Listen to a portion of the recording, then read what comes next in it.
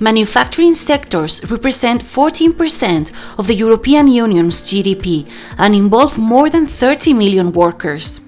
In order to improve or maintain these numbers, collaborative robotics seems like the perfect tool for the European manufacturing sectors.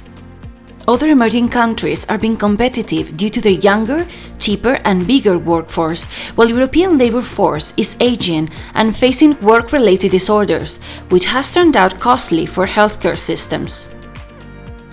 Collaborative robotics will foster the employee training and adaptation to Industry 4.0 while improving his health and work conditions. At this point, only ISO TS 15066 regulates collaborative robotics. In this context, Turing proposes a training course totally aligned with the mentioned standard, addressing 1. Safety requirements for human-robot interaction. 2. Ergonomic assessment in human-robot interaction. 3. Installation of collaborative robotics in the assembly line. And 4. Design of different robot modules and behaviors to address the production line needs. Turing aims to develop a liquid education approach. When the world is constantly changing, education should be fast enough to add to it.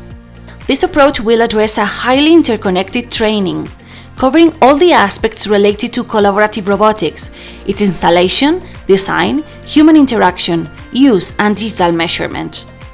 Turing consists of 6 entities covering higher education and vocational education, as well as training institutions, research centers, and a national standardization body. This collaboration addresses significant labor and societal challenges like work-related musculoskeletal disorders or WMSDSs, or lack of knowledge of human-robot interaction.